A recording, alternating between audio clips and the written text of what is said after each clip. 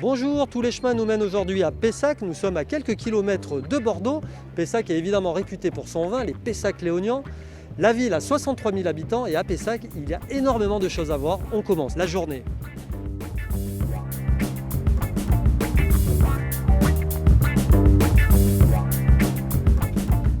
Ah, c'est sécurisé, hein.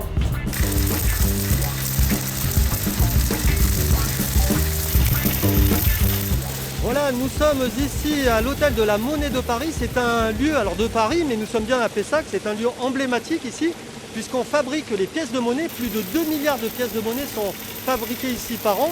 On fabrique entre 500 millions et 800 millions de pièces euros par an pour fournir tout le territoire français et quelques pays aussi de l'Europe. Voilà, des volumes assez importants parce que vous recevez plus de 6000 tonnes de métaux voilà, pour transformer tout ça en pièces.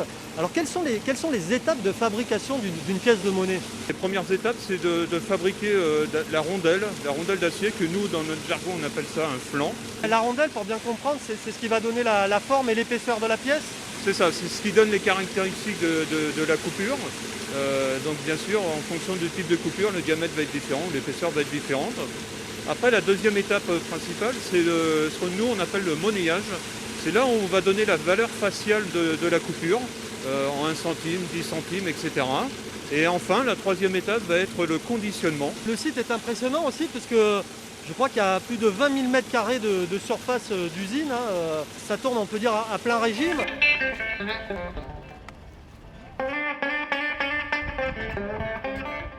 Nous sommes dans la forêt du Bourgail, le poumon vert de Bordeaux, sur ce site de 110 hectares qui a été une ancienne décharge jusqu'en 1991. Tout est dédié à l'environnement. Alors on peut aussi bien faire du sport, venir se balader en famille ou découvrir un espace nature fabuleux. Monsieur, vous êtes un habitué des entraînements au Bourgail? Tous les jours. Je suis là tous les jours. Est-ce que c'est un site alors qui est aménagé, qui offre les conditions optimales, on va dire, pour faire du sport? Franchement, oui.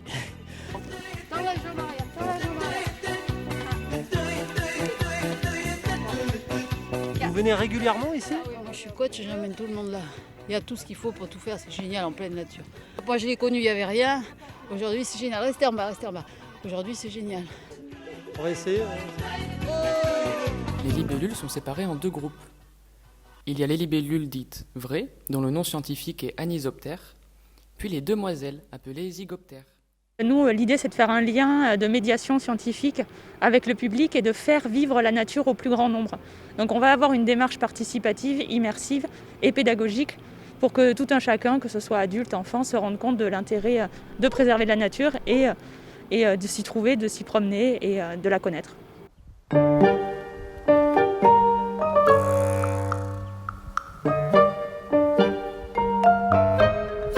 Nous sommes à la cité Frugès.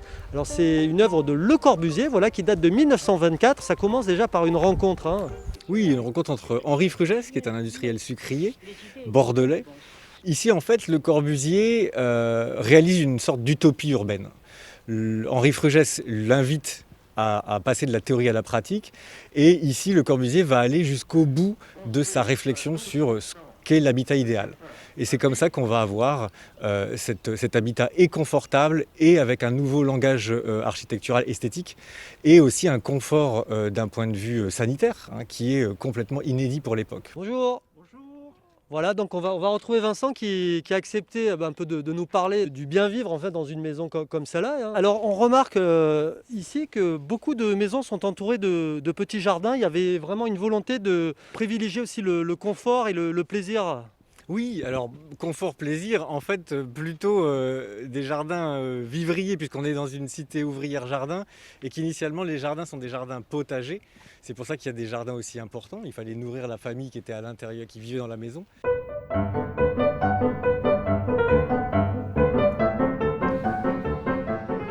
Finalement, toutes ces maisons, alors il y a quelques petites variations, mais en gros elles ont toutes le même format, le même schéma. On est dans ce purisme. On a ces couleurs aussi, qui vont d'ailleurs donner de la variété. Mais pour ce qui est des formes des maisons, Le Corbusier va utiliser un module constructif qui va lui permettre d'avoir des maisons qui font toujours 5 mètres de large. L'idée, c'est surtout de pouvoir construire très vite, le moins cher possible, de manière tout à fait standardisé, hein, donc vraiment utiliser les mêmes éléments de construction pour toutes les maisons. Qu'est-ce qui est agréable dans ces maisons quand on y vit justement? La lumière. Cette maison, elle est baignée de lumière. On peut aller dans n'importe quelle pièce, il y a de la lumière partout. Et ça, c'est vraiment très agréable.